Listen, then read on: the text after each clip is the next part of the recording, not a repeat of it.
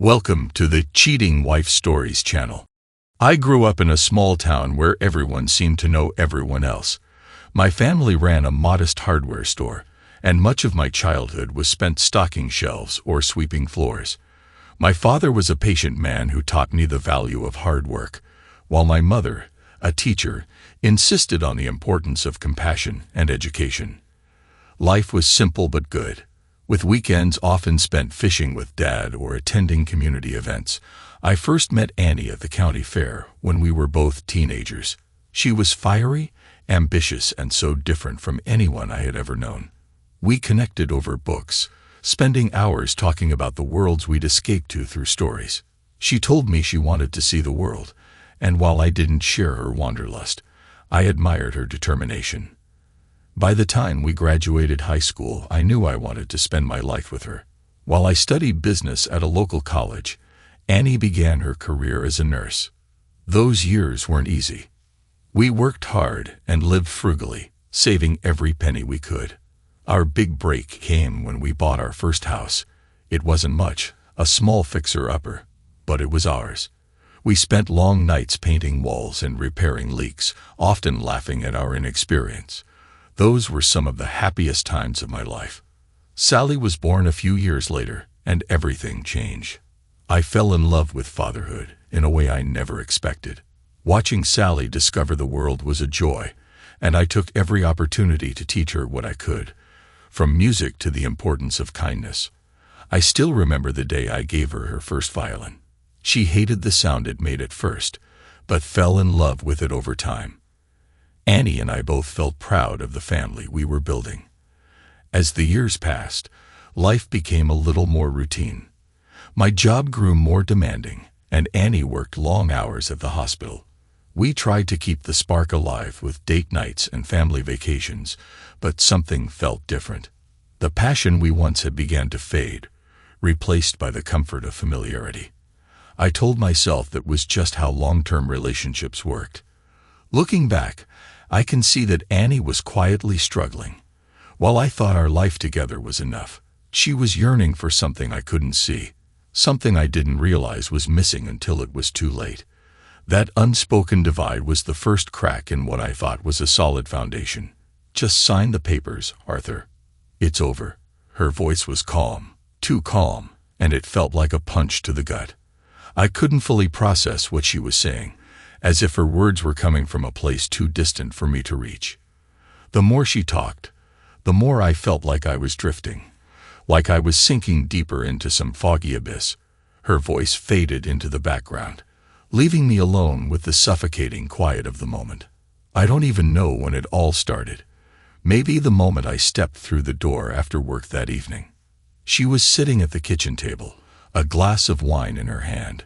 Her face said in an expression I knew all too well. Firm, determined, and just a little hostile. There were no greetings, no warmth, just her cold stare following me as I entered. She didn't even acknowledge me beyond that look. The tension in the room was thick, the silence loud enough to feel oppressive. I knew the moment I saw her that this was no ordinary conversation. There would be no small talk, no easing into whatever she had to say. The moment I sat down, I knew there was no avoiding it. No soft build-up, no small talk, just straight to the point. Annie told me she was leaving. She'd found someone else, someone who made her feel more than I ever could. She said I wasn't enough anymore, that I'd failed her. Hearing that felt like the ground beneath me suddenly gave way. It was like a door slamming shut, cutting off everything I thought I knew about us. But even as she spoke, the sting of it began to fade. Her voice grew louder, but everything else around me grew quieter, like I was being swallowed by a hollow space. The more she raged, the less I could hear, and the more detached I felt from everything, like the world was fading, leaving me behind. Our life together had been the kind of ordinary story most people could relate to. We met in high school, stuck together through all the ups and downs. We had Sally not long after getting married. It wasn't a shotgun wedding. She wasn't the reason we tied the knot. But she was part of the plan. We both had steady jobs, nothing too flashy, but enough to live comfortably. Our house was paid off years ago, And we had some savings. We took family trips, shared quiet evenings, and though closeness had slowed down, it was still there. We still loved each other, I thought, and that was enough. We had a future, or at least I believed we did. But that was before today. Annie didn't stop. Her face reddened with every word. Her voice grew sharper, faster, more insistent, as though she were trying to convince herself as much as she was trying to convince me. "Arthur, look at me," she commanded. Her voice sliced through the fog in my brain. It was getting harder to focus, but I forced myself to meet her gaze. "Sign the papers," she ordered. She pointed to the pile of documents on the table. The words blurred together as I stared at them, my eyes swimming. She spoke again, demanding, but it was like her voice was coming from far away. I couldn't make myself reach for the pen, couldn't bring myself to look down at the papers. The kitchen felt strangely darker, even though the lights were on, and I could feel the weight of it all pressing in on me, making it harder to breathe. I was shutting down inside, but my body wouldn't move. I didn't react, and the more I stayed still, the angrier Annie became. Her voice climbed higher and higher until in frustration, she slapped me. I didn't feel it, didn't even register the pain, but I knew it would leave a mark. Still I stayed frozen, unable to respond. The darkness around me felt deeper, more suffocating. It had been a strange day. The university had canceled classes because of an accident, and the power had gone out. We were all sent home early, but something didn't sit right with me. When I walked into the house, it felt wrong. The lights were on, but my mom's car was gone. My dad's was parked in the driveway, but the stillness of it all unnerved me. I dropped my bag on the kitchen chair and saw Dad sitting at the table. He didn't move or acknowledge me. He just stared ahead, completely still, his expression vacant, like he was somewhere far away. On the table in front of him was an open bottle of Mom's wine, a nearly empty glass, and a mess of papers scattered across the surface. I walked up behind him and gently put my hand on his shoulder. "Dad?" No response. I moved around the table to face him, and when I looked into his eyes, I gasped. His eyes were glazed, almost white, and tears had dried on his face. His gaze was unfocused, like he wasn't even aware I was there. A trail of saliva dripped down onto his lap, but he didn't blink or react in any way. "Dad, please, wake up." Panic surged through me, my heart pounding as I grabbed his hand, shaking it desperately. But there was no response. Nothing. I took a step back, my mind racing. I couldn't get him to answer. I had to stay calm. I repeated to myself, "Slow down, Sally, he needs help." I pulled out my phone and called emergency, my voice shaking as I explained what had happened, telling them my father, Arthur Smith, wasn't responding. They asked for my details and address, and I gave them everything I could. They said help would arrive in about 10 minutes, but that felt like an eternity. I sat next to him holding his hand, speaking softly, reassuring him everything would be fine. But inside, I was terrified. Dad had always been there for me, attending every school play, every recital, every event. When I first picked up the violin, he sat through hours of awful practice sessions, always encouraging me. For my 16th birthday, he saved up to buy me a Hyder violin. It wasn't the best, but it was special because it came from him. Now here I was, sitting beside him waiting for help to arrive, but I had no idea what was happening. Why was he like this? Where was Mom? Then I saw the papers. Petition for divorce was printed across the top, and everything clicked into place. My mother was divorcing him. The reason he was like this, the reason he was completely unresponsive, was that she had left him. The papers and the wine bottle told the whole story. She had handed him the divorce papers and walked away, leaving him shattered. A few minutes later, the ambulance arrived, and they rushed my dad off to the hospital. I locked up the house, got in my car and followed them, my mind racing. I called Grandma, Rhonda, Dad's sister, and his best friend. Then I called his manager at work to explain Dad wouldn't be in. Everyone was asking for updates. His manager said they'd sort out emergency leave for him, but the call I was dreading most was the one to my mother. The phone rang for a few seconds before she picked up. "Hi, sweetie. How was your day?" she said as though nothing was wrong. I could hardly hold back the disbelief in my voice. Seriously. Just seriously. She wasn't stupid. She knew I'd find out sooner or later. She knew exactly what I'd see when I walked in the door. And by now, I was certain she knew I'd put it all together. "Where are you, Mom?" I asked, trying to keep my voice steady. "I left Dad." There was a long, uncomfortable silence. She didn't know how to respond. "So you just left him, left your husband, my father, without a second thought?" My voice was sharp, cutting through the tension. "Oh, honey," she said, her voice annoyingly calm. "I tried to talk to him about Paul, but he didn't understand. I thought it'd be better if I just left. Let him come to terms with it on his own." Her attempt at sounding casual was infuriating.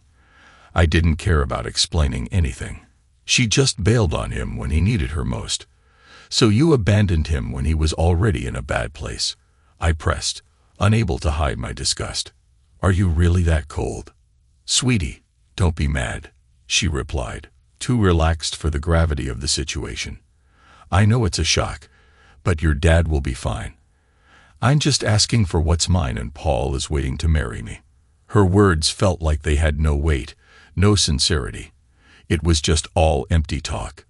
"You haven't seen me angry yet, Mom," I hissed, the frustration boiling over. "And just so you know, I'm on my way to the hospital. Dad's in an ambulance, and when I got home, he looked like he had a stroke." "Sally, I'm so sorry to hear that," she said, but there was no real concern in her voice. I couldn't hold it in anymore. "Is Paul the same one from your work?" She hesitated before answering. "Yes, darling." "So let me guess," I pressed.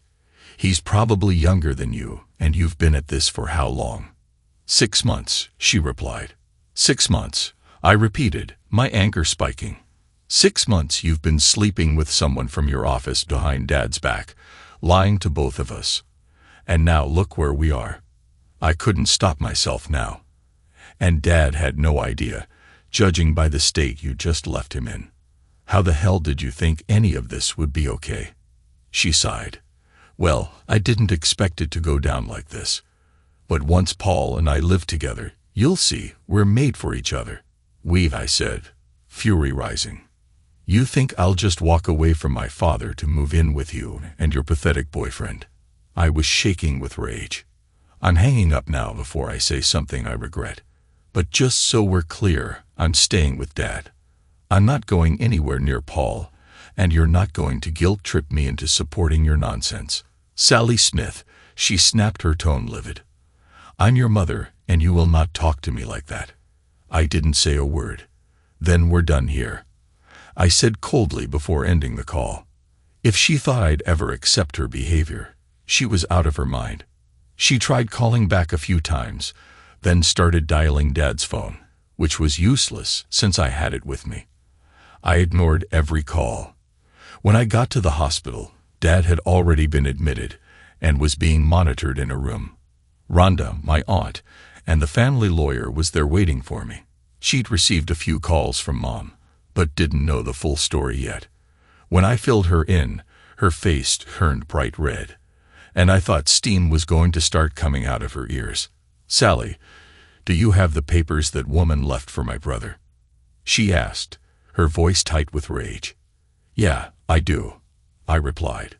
We settled in beside Dad while Rhonda went over the divorce papers. She read through them, muttering curses under her breath, while doctors and nurses came in and out to check on Dad. Well, bad news, honey.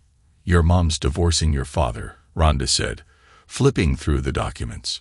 According to these papers, this has been going on for over 2 months, and she was planning to file this week, just in time to avoid getting hit with a bigger legal bill. I didn't feel much. My mom had shattered everything. I didn't want Dad back with her now, not after what she'd done. It felt surreal. I had always looked up to my mom, but now I couldn't even stomach the thought of her. Rhonda continued. The good news is she hired a sketchy lawyer.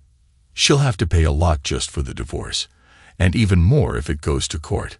Rhonda gave a small grin. Your dad, on the other hand, has the best lawyer in town, and lucky for him, he gets the family discount. We shared a brief dark smile. Also, some of these demands are just outrageous. She wants half of everything. The house, the savings, plus alimony and child support. I'm guessing you're not planning to move in with her anytime soon. I shook my head firmly. Good. Well, Rhonda said, tapping her pen on the paper, I've got a few ideas, but we'll need to wait and see what happens with your dad. He might need some time to recover, and your mother could be in serious trouble for abandoning him. If this goes any further, she could be facing charges for mental cruelty. I nodded slowly, still processing everything. Rhonda was our best shot now. She'd always had our backs. Mom was going to pay one way or another. The days that followed seemed to blur together as doctors came in and out to check on Dad. Physically, he was perfectly healthy, but mentally, he remained unresponsive. I spent most of my time at his side, sitting in a hospital chair with my laptop and textbooks, trying to study when I could. Family members came by to give me breaks, and I'd go home to grab a few hours of sleep, change clothes, and then come back to the hospital. When I was alone, I allowed myself to cry more than I'd like to admit. One of the more surprising moments came when the owner of Dad's company came to visit. I had met his manager Tom before, but I had never seen the boss in person. To my surprise, it was a woman, Tina Williams. She was striking with long, raven black hair, glowing tan skin, and piercing blue eyes that made everyone around her notice. I could tell from the way people reacted that she was a presence, someone who commanded attention without trying. It turned out my father had been part of a group of coworkers who had supported Tina a few years ago when she went through a difficult divorce. Her ex-husband had tried to take everything from her, her daughter, most of her savings, and even part of her business, until Dad introduced her to Aunt Rhonda. Rhonda had turned things around for Tina, securing her both her business and her daughter's future. Tina visited Dad several times, always bringing cards from everyone at work, and would sit by his side holding his hand while telling him stories from the office. It was clear that Dad had been the life of the party at work, always keeping things light and fun, and people missed him dearly. To give you a bit of context, my dad was an accountant working for a company that helped banks process payments to other financial institutions. It was a demanding job, but apparently, he had a way of making the workplace a little brighter for everyone around him. About 2 weeks later, I came back to the hospital after a short trip home. When I walked in, I saw Rhonda and Tina finishing up a conversation. Their tone was tense, but it was clear they weren't arguing with each other. The target of their frustration was my mother. Your mom sent Tina a letter demanding half of all Dad's bonuses from the last few years, Rhonda explained. It didn't matter that the money had already been paid. She wants 50% of it deposited into a specific account within 30 days, or she's threatening to sue. Rhonda's expression was almost carnivorous as she added, "It seems like your mother and her new boyfriend are running low on cash, especially since I froze all their joint assets while Arthur is in the hospital."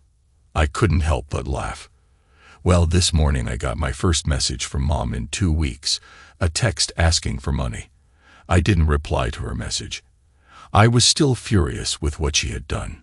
She hadn't once asked about Dad since I told her what had happened. Meanwhile, Tina had become deeply concerned about how Dad was feeling emotionally. Every time Mom's name came up, Tina's eyes would narrow and her voice would drop, clearly showing how much she disliked her. I sometimes thought I saw actual flames flicker in her eyes. I just hope they never have to be in the same room, I thought. Mom might end up burning it all down. Though my feelings for my mother had soured, she was still my mother. It hurt knowing she'd destroyed the most wonderful person I knew. "Sally, if it weren't for your father, I wouldn't have my Clarissa or my business," Tina said quietly. "A lot of people helped me during my roughest time, but your dad really went out of his way. He listened without judging me or my ex-husband. He just let me vent, and no one else ever did that for me. He even introduced me to your aunt, ensuring I had the support I needed." Tina paused, her eyes softening. "If he were a single man, I'd be chasing him down." I smiled a little. "Well, he'll be a single man soon enough." It was as if a light bulb went off in both Tina and Rhonda's heads. Rhonda laughed, and Tina smiled warmly. "Thank you, Sally," Tina said, her voice full of gratitude. "I really needed that. I still can't believe your mom did this to him," Tina added. "How could she walk away from such an incredible man?" Tina had to head back to the office, but before she left, she walked up to Dad's bed. Rhonda and I watched as she leaned down and gently kissed him on the lips. Tina turned to us with a smile, but her expression shifted in an instant when Dad groaned softly. I woke up with the sensation of soft lips against mine, applying just the right pressure. It wasn't an invasive kiss. It was tender, full of intention and warmth. The sound of medical equipment beeped in the background, and I felt the pain in every muscle of my body. I opened my eyes, expecting Annie to be there, hovering above me, but instead I saw Tina's face, her smile, comforting. Sally, Rhonda, and Tina stood beside me. "It's okay, Daddy, you're going to be all right," Sally reassured me. As my memories clicked back into place, I realized the last thing I remembered was Annie telling me she was leaving. The truth hit me like a wave. "What happened?" I asked weakly. The three women filled me in on the details: how Sally had found me unresponsive and called for an ambulance, how she'd uncovered divorce papers that revealed Annie had been cheating for years. 2 weeks, Rhonda said. I turned to Tina. "Did you kiss me?" Tina blushed. "Yes, sorry about that. I was just heading to the office to say goodbye," she added. I smiled. "It's fine, really, everything's okay." The next few hours were a blur of doctors and tests, exams, blood draws, MRIs. Tina canceled her office visit and stayed with me, along with Rhonda and Sally. Among the doctors who came in was a psychologist. I told them about the moment I came home to find Annie drinking alone and telling me she was leaving.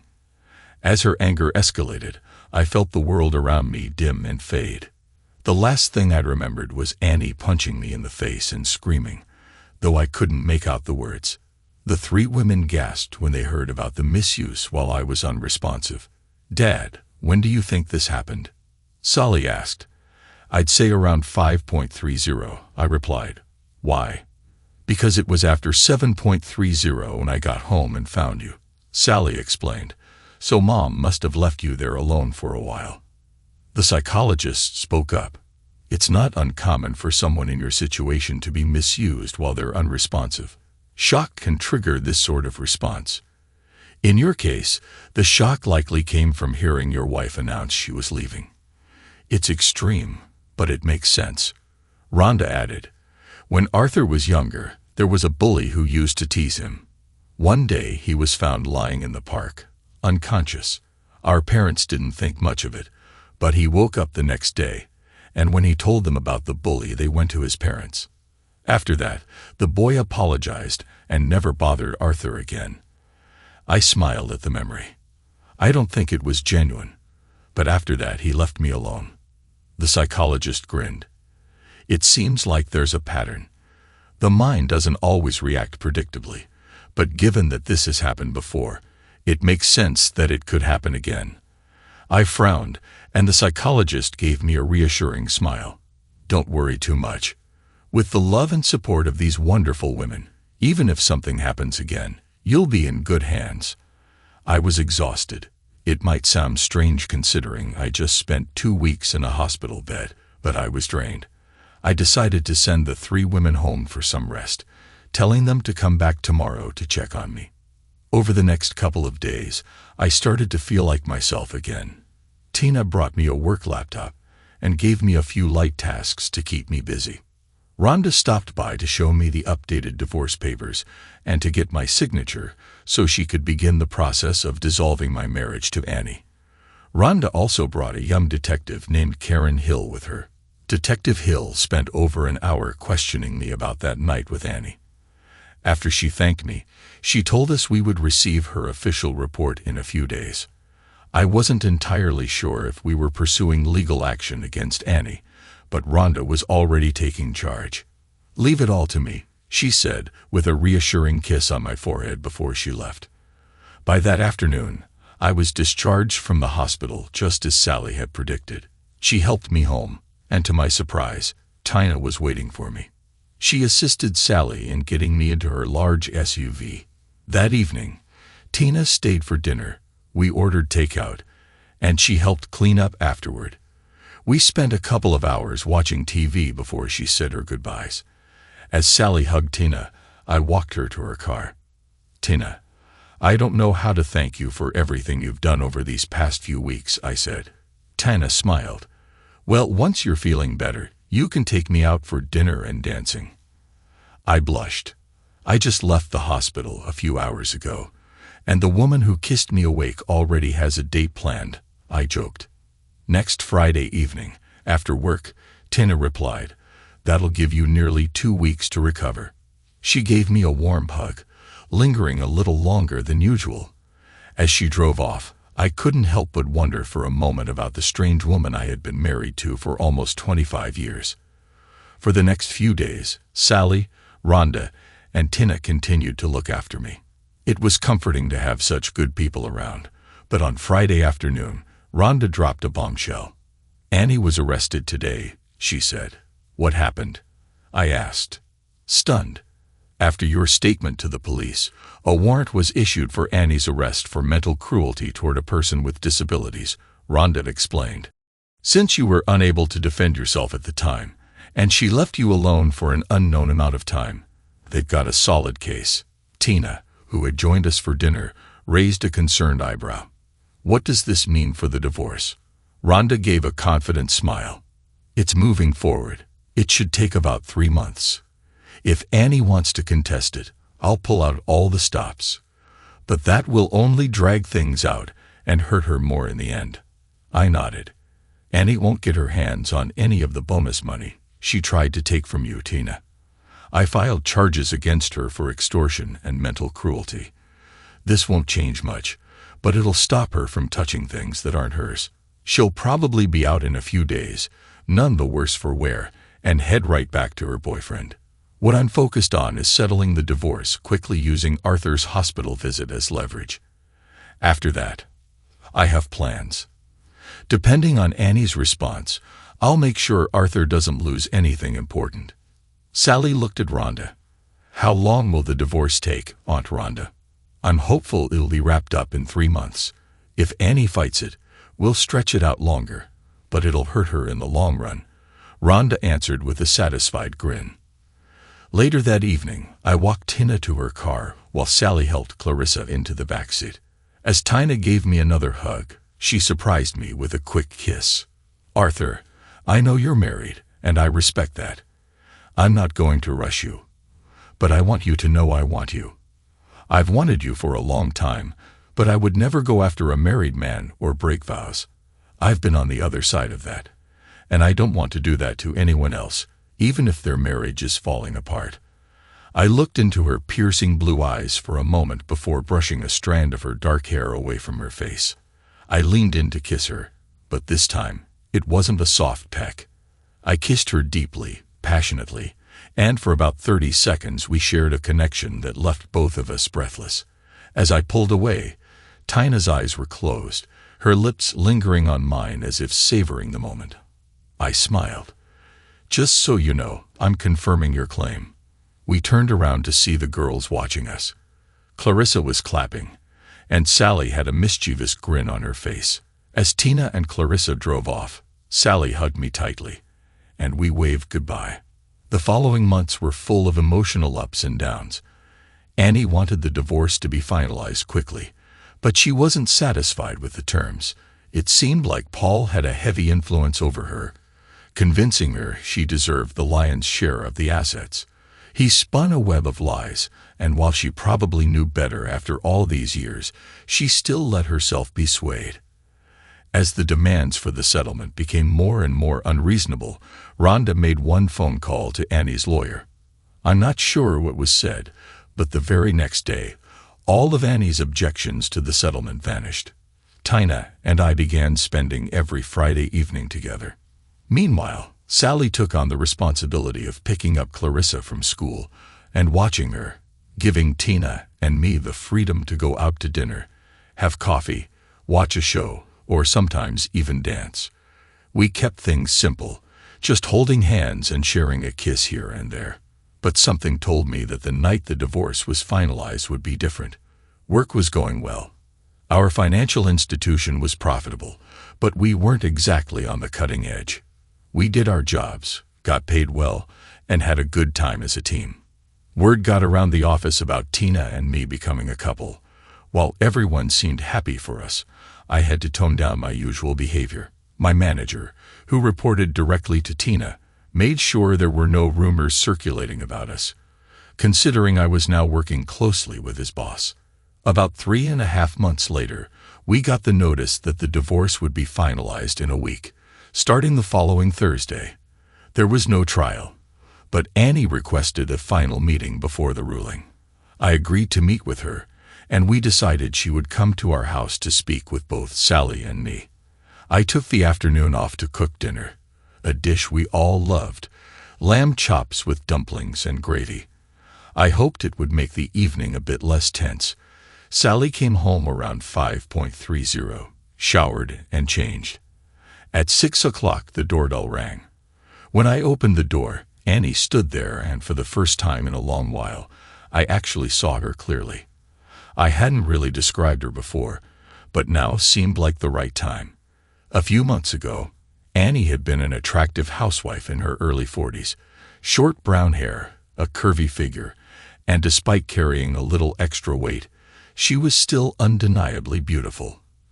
But the woman standing at my door was hardly recognizable. She had gained a lot of weight.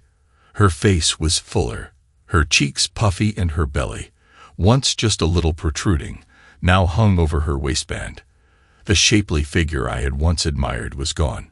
She wore loose, baggy clothes, trying to hide her weight gain. I'm not one to judge someone for their size, but this wasn't Annie. I must have looked shocked because Annie winced, but didn't say anything. "Hi, Annie. Please come in," I said, guiding her to the kitchen. I offered her a glass of wine, which she accepted. We made small talk for a few minutes. She asked about my work and if I was taking care of myself, while I asked her the same. I didn't mention her appearance, though I couldn't help but notice how different she looked. "Paul wanted me to gain weight," she said almost defensively. "He didn't like how thin I was, so we worked on that." She was hinting at the unspoken. Despite everything, I couldn't help but feel concerned. "You don't approve, do you?" she asked, looking at me. "No, Annie, I don't," I replied honestly. "When we were together, you were healthy and in great shape. I'm shocked by what I'm seeing. You don't look well, and if I wasn't so hurt by what you did, I'd be very worried about your health. But I don't think you care, do you?" Her expression faltered. "You and Sally, you're both happy and healthy without me." "Well, part of me still cares," I said, my voice softening. "But when you left me here, abandoned me when I needed help, I don't know how to feel about that." She sighed. "I deserve it. I did something terrible, didn't I?" Just then, Sally walked in, fresh from her shower. "You did a horrible thing, Mom," Sally said, her voice cutting through the tension. "You destroyed a family, then walked away like it didn't matter. And I don't know why Dad's even letting you be here tonight." "Sally, calm down," I intervened. "Your mother knows the situation. She knows how all of us feel. She asked for this meeting, so let's at least listen to what she has to say." Sally wasn't happy, that was clear. She hadn't spoken to Annie since the incident, and the tension between them was palpable. It was time to change the subject. "Look, difficult conversations aren't best done on an empty stomach," I said, trying to lighten the mood. "Let's eat first." Dinner was served, but the atmosphere was tense. No one spoke much, though there were plenty of side glances, especially from Sally, who couldn't stop staring at her mother. Afterward, as I cleared the table, Annie asked if she could speak to Sally alone. "Not a chance," I said. "You can tell me whatever you want in front of both of us." Sally was adamant she wouldn't be alone with her mother, and I could see that Annie was starting to understand why. The expression on her face was exactly the same as it had been that fateful night when everything fell apart. Annie hesitated before speaking. "I didn't want to do this in front of you, but I'll say it anyway. Sally, I want to ask you to forgive me. I know I made a terrible mistake, and I don't want to be apart from my daughter forever." Sally then turned to me. "There's one more thing, but I'd rather say it privately." "Sorry, Mom, but if you can't say it to both of us, then I don't want to hear it," Sally snapped. Without waiting for her mother to respond, she stood up and stormed off, slamming her bedroom door behind her. "I wanted everything to go better," Annie said quietly, almost to herself. "I think it went as well as it could have," I replied, trying to remain calm. "Really?" Annie asked, her voice tinged with doubt. "Yes," I answered with a deep sigh. "But you need to understand that the people in this house don't exactly like you right now." Annie opened her mouth to argue, but I raised my hand to stop her. "Let me finish. First, you had an affair with that idiot Paul. Then you hid it from both Sally and me. You blindsided me with divorce papers, and when I couldn't react fast enough, you slapped me. Then you left me, abandoned me when I was clearly in no shape to be left alone. And when Sally found me, you never even checked in on me." Annie looked at me wide-eyed, as if I had just slapped her back. "And when Sally was clearly worried about her father, you showed no concern for me whatsoever. You made unreasonable demands at work, and when you came here tonight, you made it all about you. You asked for forgiveness from Sally, but you didn't apologize to her once." I paused, letting the words sink in. "Yes, Annie, I think that went really well, all things considered." Her eyes were downcast, and I could see tears forming but not falling. I wasn't sure if they were for me, for Sally, or for herself, but it didn't matter. "Tomorrow, our divorce will be final," I told her. "If there's nothing else, then I think we've wrapped up your final request." I stood up and walked to the door, opening it for her. Annie lingered in the doorway for a moment, then looked back at me. "Arthur, we really did have some good years, didn't we?" she asked. I nodded. "Yes, Annie, most of our time together was wonderful. You were a great wife, a wonderful lover, and a good mother. I don't know what Paul did to you, but the woman I fell in love with is gone. All I see now is someone who's been manipulated into becoming something unrecognizable." She didn't respond, just stared at the floor. Then softly she asked, "You really mean it, don't you?" "I do," I said, my voice firm. Annie turned to leave but stopped one last time. "Arthur, about the house and the money. Paul told me I should ask, so that's why she was here. It wasn't about reconciliation. It was about money." I laughed bitterly, and Annie looked at me confused. "Go back to Paul," I said, my voice cold. "Tell him that by tomorrow you'll get your share of the savings and equity in the house. It'll be transferred to the bank account Rhonda set up." She looked at me, still confused. "And listen," I added, "keep that money away from Paul. If he gets his hands on it, you won't have it for long." The next morning, the divorce papers were finalized. Annie and I were officially no longer married. I felt a slight sadness, but it was hardly anything compared to the relief and freedom I felt. The past few months had been tough, but now I was free to move forward with my life.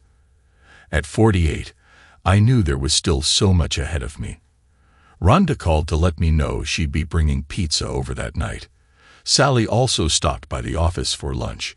We ended up talking about her mom and reminiscing about better times when our family was still intact. Sally didn't have much affection for her mother, but I could tell she missed the woman Annie used to be. Honestly, I missed that version of her too. We had many good years together. It was clear Sally and Tina shared a moment when she left the office. Less than 5 minutes after Sally walked out, Tina called me into her office. She shut the door behind me and kissed me like the world was ending. Honestly, I kissed her back the same way. "Can I officially say you're mine now, Arthur?" She asked, her lips still near my neck, where I could feel the warm spot from her kiss. "I think you already have," I replied with a grin. That night we had a celebration dinner with Sally, Rhonda, Tina, and Clarissa. We toasted to my newfound freedom and to the fresh start ahead. Later that Friday, after the kids had gone to bed, Tina and I took our relationship to the next level. I must have done something right, because for the rest of the weekend, every time she sat down, she gave a little wince of pain, but those fiery, smoldering looks she gave me told me it was all worth it. By the time 6 months had passed, we were married in a small ceremony by a lake with close friends and colleagues from work. We had initially planned to wait, but we wanted to tie the knot before Sally and Clarissa's little brother arrived. 5 years later, Tina and I were out to dinner with Sally and her boyfriend when we were interrupted by a 5-year-old voice asking, "Dad, who's that lady staring at us?" We all turned to see Annie, now thinner, sitting across the room. She was staring at us with an expression that made it clear she wasn't happy with where things had gone. We hadn't heard from her in years, and she had never made an effort to reach out to Sally. I excused myself and went over to her. "Hi, Annie," I said. "Hey, Arthur," she responded, her eyes down on her chicken salad. "How have you been?" "You were right about him," she said suddenly. "Paul convinced me that he was my soulmate, and you were nothing. But when I didn't get the money up front, he convinced me to gain weight, saying it was because he loved me and preferred larger women. After the divorce, I didn't listen to your advice about keeping the money to myself. He blew through it in a few months and then left me without even marrying me." Her story wasn't the happy ending I'd found, but I couldn't help but feel a little sympathy. Still, I wasn't completely over the past, especially the way she had walked out on us. She was fighting back tears now, and I could see the remorse in her eyes. "I was wrong," Annie said, her voice shaking. "I know you can't forgive me, but I'm so sorry, Arthur. I left the only man who ever truly loved me, and I almost destroyed you in the process." Sally had quietly approached us and stood next to me. She had heard her mother's apology. I squeezed her hand and smiled at her. I could see her softening toward her mother, maybe for the first time in years. Sally reached out to her mom, her face full of compassion. Seeing Sally extend her hand made Annie panic. She tried to stand up and walk away, but Sally stepped in front of her. "Mom, stop, you're not going anywhere." Sally slid into the booth next to Annie, and I joined them. Tina looked on and gave me a nod. For the next hour, mother and daughter talked. There were a lot of tears, but they were good tears, healing ones. By the end of it, Sally and I brought Annie to our table and introduced her to everyone. Annie didn't seem thrilled to be introduced as Aunt Annie to Keegan, but she took it in stride. From that point on, we allowed Annie back into our lives, slowly at first. Sally began to rebuild her relationship with her mother. They had coffee together every couple of weeks, and over time, the trust between them grew, little by little. When Sally got married, Annie played a role in the wedding as the mother of the bride. Tina invited her over for dinner occasionally. At first, I think it was more out of a sense of justice. Tina had gained a lot after Annie had walked away from our family. But eventually, Tina and Annie developed an odd yet genuine friendship. I never fully understood it, but it worked for them. Rhonda, on the other hand, never forgave Annie. She was always polite, but there was no mistaking the coldness between them. As for me, with Tina's support, I did a little post-divorce counseling with Annie. We talked through everything that had happened more than 5 years ago. The therapist suggested Annie might have had some hormonal issues at the time, but Annie denied it. "No," she said firmly. "What I did wasn't about hormones. I threw away the best thing in my life. Arthur, a loving husband, and Sally, a daughter who wanted me. No hormone imbalance could explain why I threw everything away for a guy who was nothing but a liar. I let a fool convince me to destroy my life. She looked at me with a sad smile. You and Sally deserved so much better from me. She wiped away the tears that had started to fall. It took 5 years to reconnect. 5 years I'll never get back. I'm thankful every day that Arthur let me back into his life. And Tina, too. She blushed as she said Tina's name. She had every right to hate me, but she didn't. She treated me like a person. Honestly, she was lucky, Annie continued. She got everything I tossed away, and I'll never stop paying for that. That therapy session was helpful for me in some ways, mostly confirming that neither Sally nor I were to blame for Annie's actions. She was right. I had no regrets. Tina and I had created a strong family, and we were happy. As for Paul, he hadn't fared well. He moved away to another state and tried once again to charm his way into a married woman's life. But this time, the husband caught him. The result? Paul was left neutered. He got 10 years in prison, though rumor had it that he might be out soon if Rhonda's sources were correct. Tina and I are deeply in love. I never imagined I could love anyone like I loved Danny, but Tina proved me wrong. She gave me not just her love, but her soul, completely and unconditionally. We still work at her company, and I still have the same job. We've had our ups and downs, but communication is always the priority, no matter what. Tina's body is still incredible, and we continue to have a very active and passionate relationship. During vacations, we've been known to sneak off and make love in exotic locations. A glance is all it takes for us to fall back into each other's arms. One day, after we had just finished making love and were getting dressed, we walked into the kitchen and found Sally and Annie chatting. It turns out Sally was pregnant, and the buzz in the room was about my first grandchild. Tina looked at me with a playful smirk. You need to tell me what you're feeding Arthur. I think Fred could use some of that. We all laughed, and I blushed. Annie had been dating recently, but it seemed like things were starting to get serious with a man named Fred. Sally teased, Mom, you know Dad was a man on a mission once he got his health back. Since when? Annie asked, raising an eyebrow. You know, Sally grinned mischievously. I think his libido went up a few notches since he woke up after everything happened. Annie went quiet, looking away. Sally laughed, Tina blushed, and I just leaned back, grinning. I felt that familiar heat rise within me as I looked at Tina, and before long I was back in the bedroom with her, locking the door behind us. And yes, I was definitely checked out. The months that followed the divorce were a blur of change and self-discovery. I had been plunged into a sea of uncertainty, but slowly, piece by piece, I found my footing. Life, in a strange way, began to feel like it was starting anew. The things I thought I had lost forever, my sense of self, my confidence, and even my capacity to love again, were not gone at all. They had simply been buried beneath the rubble of betrayal and heartache, waiting for the right time to resurface. Tina was my anchor during this time. She had a way of quietly reminding me of the value of patience and kindness, even when I didn't feel like I had the strength for either. Her understanding, paired with her fierce devotion, provided the stability I had lacked for so long. I had been broken, no question, but she didn't judge me for it. Instead, she gave me the space to heal, and she did it in a way that made me feel like I wasn't a burden. I often thought about how different she was from Annie, how Tina's love was neither a demand nor a performance, but a quiet, steady presence. The first few months with Tina were about finding our rhythm. At first it wasn't easy.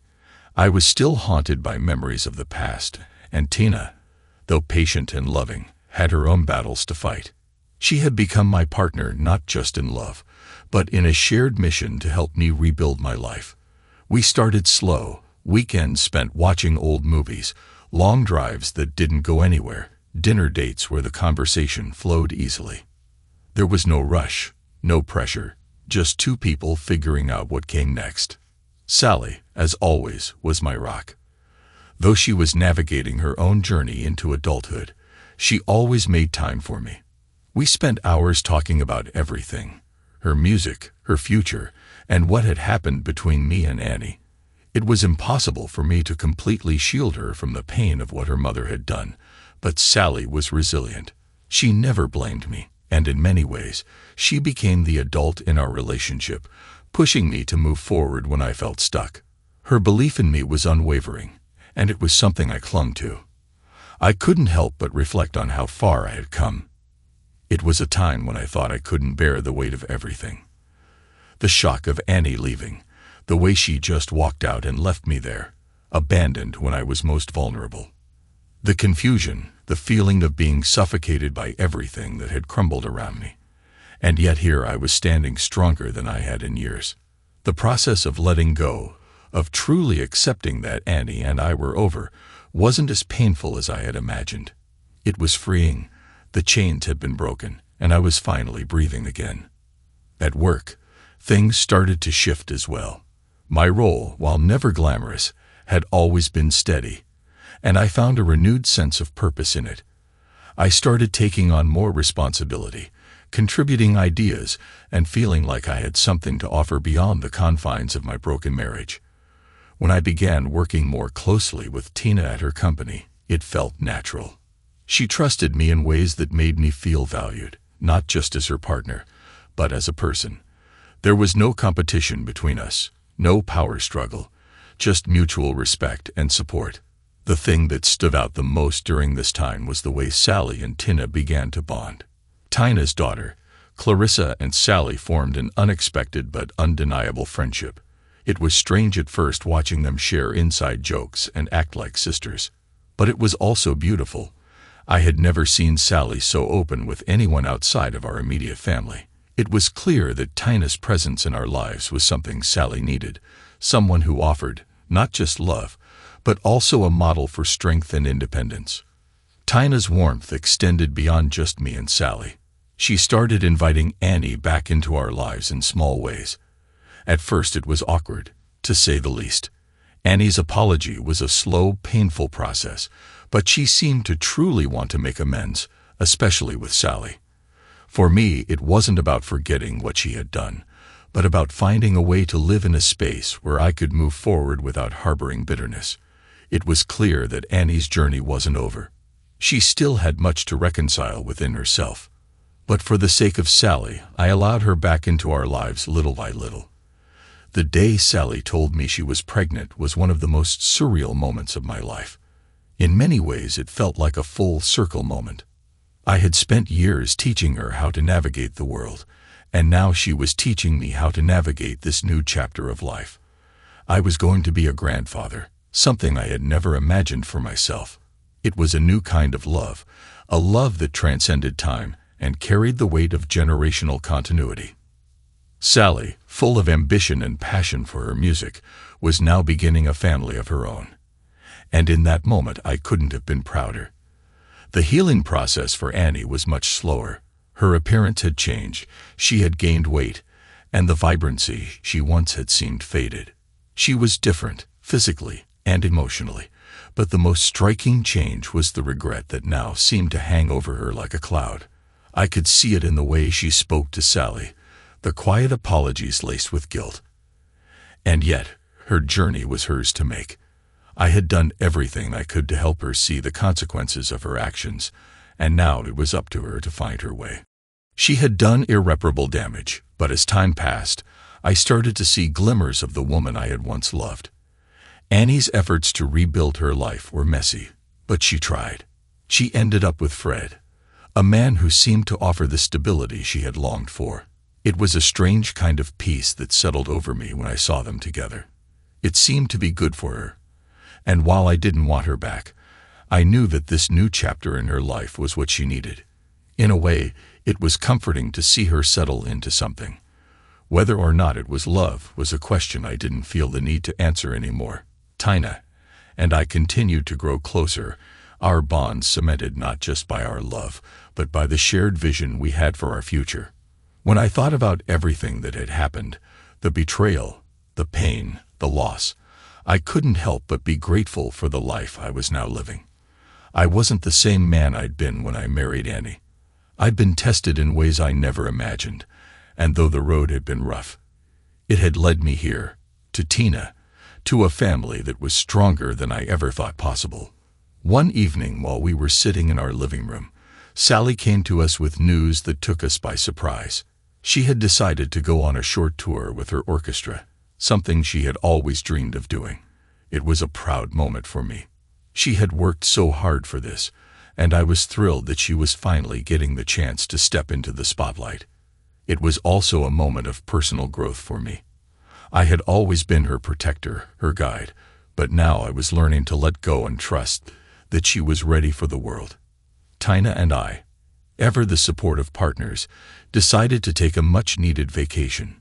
It wasn't anything extravagant, just a quiet weekend in the mountains, but it felt like a celebration of where we were, of what we had become together. As we sat by the fire looking out at the stars, I realized that my life had gone full circle. I had once thought that I would never recover from losing Annie, but now, here I was, surrounded by people who loved me, building a future that was mine to shape. The day Sally gave birth to her child was the final chapter in a long and emotional journey. It was one of the happiest days of my life. Being my grandchild in my arms for the first time felt like a divine gift. Tina, Sally, and I spent hours marveling over the tiny miracle that had arrived. There in the quiet hospital room, I realized that the pain of the past had been worth it. It had led me to this moment, to this new beginning. Years passed, and life settled into a beautiful routine. Sally's career flourished, and Tina and I built a life together that was full of love and laughter. Annie, while still a part of our lives in some small way, had become a distant memory. Her story was no longer intertwined with mine, and I was at peace with that. I'd learned that closure didn't always mean forgetting. It meant finding the strength to move forward. Tina and I still work together, still share our dreams, and still find moments of joy in the little things. We've become a team in every sense of the word. We've weathered the storms of life, and each time we've come out stronger on the other side. I never imagined I could be this happy again, but here I am, living a life full of love, laughter, and a deep sense of fulfillment. And so as I sit back and reflect on the years that have passed, I realize that life is never linear. It's full of twists, turns, and moments that test us in ways we never expect. But with the right people by your side, the storms can pass, and the sun will shine once again. And in the end, that's what matters most. The people who stand with you, the love that holds you together, and the future that still awaits. Thanks to everyone who took the time to listen to today's stories. If you enjoyed it, please consider liking and subscribing if you haven't already. Feel free to share your thoughts on the events in the comments below. Take care.